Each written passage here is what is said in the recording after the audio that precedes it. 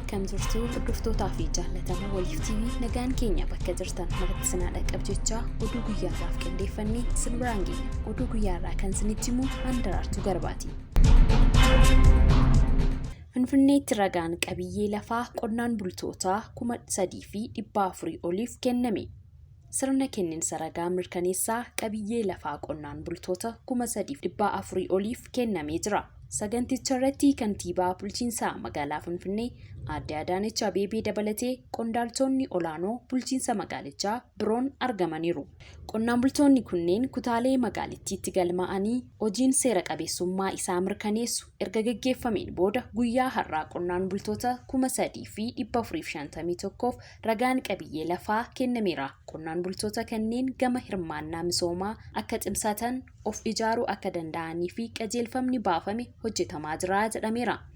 Waltajjii kanarratti Aadde Adaanech Abeebeen yeroo dheeraaf sababoota adda addaatiin guddina magaalaan walqabatee miidhamaa akka turan kaasuun yeroo ammaa garuu hanqinoota jiran fooyyessuun qonnaan bultoonni lafa isaaniirraa bu'aa argachuun jireenya isaanii akka fooyyeffatan bulchiinsa magaalichaa haala mijeessaa jiraachuu himaniiru. Darbees qonnaan bultoonni of eeggannoo akka taasisanii fi waan isaan miidhuuf tolu adda baafachuun qabiyyee harka galfate akka eeggatu dhaamaniiru. Magaalaa Finfinneetti balaa tiraafikaa mudateen lubbuun namoota lamaa darbe. Magaalaa Finfinnee naannawaa garaagaraatti balaa tiraafikaa mudateen lubbuun namoota lamaa darbuu Koomishiniin Hooggansa Sodaa Balaa fi Ibiddaa magaalichaa beeksise. Guyyaa har'aa kutaa magaalaa Araadaa naannawaa Semeen Hotel jedhamee beekamutti konkolaataa Siinootiraakii maanguddoo waggaa 50 rukutuun lubbuun darbuu ogeessi quunnamtii uummataa Obbo Maammoo Nigaatuun ibsaniiru. Akkasumas guyyaa kaleessaa kutaa magaalaa Lammii Kuraa aanaa lamatti ga'eessa waggaa 44 wayita daandii qaxxaamuru konkolaataan Siinotiraakiin rukutuun lubbuun darbuu akka danda'e eeraniiru. Gama biraatiin kaleessa galgala balaa ibiddaa kutaa magaalaa Nifaas Silkilaaftoo naannawaa warshaa daawwitiitti mudateen manneen daldalaa 6 mancaasuun ibsameera. Balichaan miidhaan namarra ga'e kan hin jirre ta'uu mirkaneessaniiru. Buufatni konkolaataa Shaashamannee eebbifame. Buufanni konkolaataa bulchiinsa magaalaa Shaashamanneetti birrii miliyoona 400 hojjetame eebbifame. Jilli itti gaafatamaa paartii badhaadhinaa Damee Oromiyaa Obbo Fiqaaduu Tasammaan durfamu buufaticha eebbisiiseera. Magaalaan Shaashamannee magaalota riijoo poolisii ta'an keessaa tokko waan taateef buufanni sadarkaa isaa eeggatee guddina magaalittiif murteessaa ta'uu Obbo Fiqaaduu Tasammaa dubbataniiru. Buufatni kun iddoo dhaabbii konkolaataa, hoteelota, suphaa konkolaataa, dhaabbilee fayyaa fi baankii dabalatee hawaasa buufatichaatti fayyadamaniif tajaajila hunda galeessa kennaa jedhame. Akka Oromiyaatti birrii biliyoona 6 buufataalee konkolaataa qindaa'aa 10 fi buufanni xiyyaaraa tokko ijaaramaa jiraachuu hooggantuun biiroo daandiiwwanii fi loojistikii Oromiyaa Injiinar Helen Taamiruu himaniiru. Naannoo Oromiyaatti qormaanni kutaa 8ffaa waxabajjii 26 hanga 27 bara 2015 kan kennamu ta'uu biiroon barnoota Oromiyaa hime. Oromiyaatti barattoonni 484 fi 994 buufataalee 1,441 keessatti qormaata kutaa 8ffaa ni fudhatu.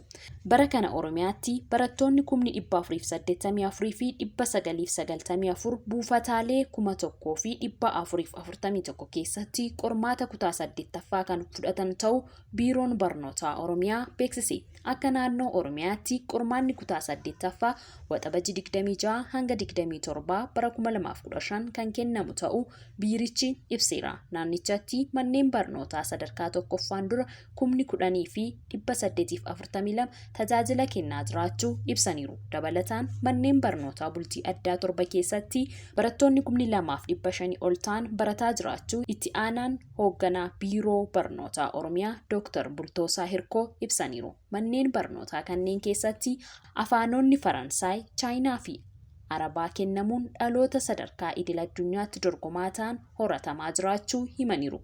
Qormaata kutaa 8ffaa fudhachuuf waliigala barattoonni 484,994 kan galmaa'an yoo ta'u buufataalee 1,441 keessatti ni fudhatus jedhani. kutaa 12ffaa barattoonni 323 fi 321 yuunivarsiitiiwwan 22 keessatti qormaata kan fudhatan ibsameera. Qormaanni biyyaalessaa kutaa 12ffaa adoolessa 19 bara 2015 kan laatamu ta'uu ibsamee ture.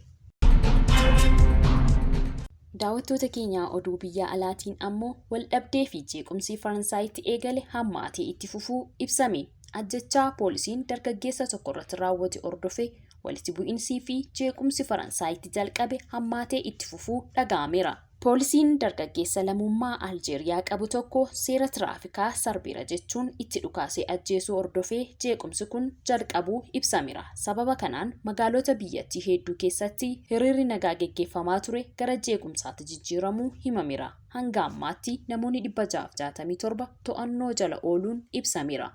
Pirezidaantiin biyyattii Emmanuel Macron ajjechaa dargaggeessa umrii waggaa 17 irratti raawwate balaaleffachuun tarkaanfiin poolisiin fudhate tarkaanfii hin malle ta'uu ibsaniiru. Poolisiin Faransaay sanyummaan kan guutaman jechuun ololli adeemaa jiru olola sobaa ta'uu eeruun keessattuu namoonni siyaasaa tokko taatee kana caalmaatti hammeessuuf yaalaa jiraachuu hubachiisaniiru. Walitti bu'iinsaa fi jeequmsa biyyattiitti uumameen hanga ammaatti poolisoonni 249 miidhamuu BBC'n gabaaseera. Ameerikaan himannaa maqaa dhiittaa mirga namoomaan Itoophiyaa irratti dhiyeessaa turte kaafte. Ragaawwan dhiittaan mirga namaa biyyattii keessatti itti fufee jiru mul'isus murteen Ameerikaan amma dabarsite kun gargaarsa dinagdee haaraa Itoophiyaaf argachuuf karaa saaquuf akka ta'e himameera. Ameerikaan waraana Tigraay keessatti deemaa ture sababeeffachuun baatii adoolessaa bara faranjoota 2020 irraa kaasee hanga baatii adoolessaa bara faranjoota 2022tti gargaarsa dinagdee Itoophiyaaf gootu hunda dhaabdee akka turte ni yaadatama. Waldhabdee kana keessatti mootummaan Itoophiyaa ajjechaa lammiilee nagaa irratti raawwateera. Beela meeshaa waraanaa gargaarameera. Fixinsa sanyii fi garbummaa saala dabalatee gocha hammeenyaa bal'aa raawwateera jechuun Ameerikaan gareewwan waraanaa keessa turan mara himataa ture. Daawwattoota keenya oduun keenya guyyaa irraa kan hanga ammaa daawwachaa turtanidha. An Daraartuu Garbaatii nagaatti.